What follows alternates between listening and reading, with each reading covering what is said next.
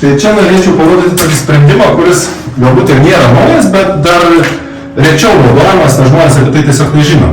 Tai yra atvestas vėdinimo išrūkimo ortakio vamzdis, kuris bus pajungtas prie unitazo blokelio. Tai reiškia, kad pastoviai yra oras traukiamas iš pačio unitazo. Taip išlieka gaivesnis ir švaresnis oras vonioje. Buitiškai tariant, tai reiškia, visa smarvė bus sutrauta lauk. Šiame bute bus įrengta multisplit sistema, tai yra keli kondicionieriai, keli vidiniai kondicionieriai ir viena išorinė blokų. Štai čia turime vieną vidinį bloką, kuris yra kanalinis oro kondicionierius su tokiamis štai priglaistomis grotelėmis. Čia bus gražiai apdirbta gipsu, nudažyta ir bus labai gražios grotelės. Objekte mes panaudojame lauko ortakius APS, kurie yra termoizoliaciniai, tai reiškia, jie nekondensuoja ir nereikia pergyventi, kad šaltomis dienomis čia turėsime kondensatą.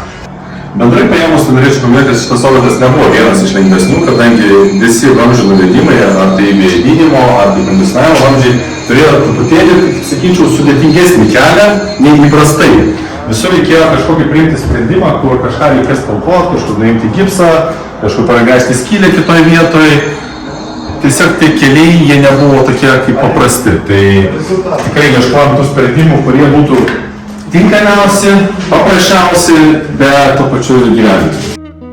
Aukščiausia darbų kokybė, kokybiška įranga, kvalifikuoti meistrai ir šiuolaikiški vėdinimo sprendimai yra mūsų prioritetas. Mėgaukitės gražiu vaizdu pro langą ir tyru oru viduje, bet kokiu metų laiku.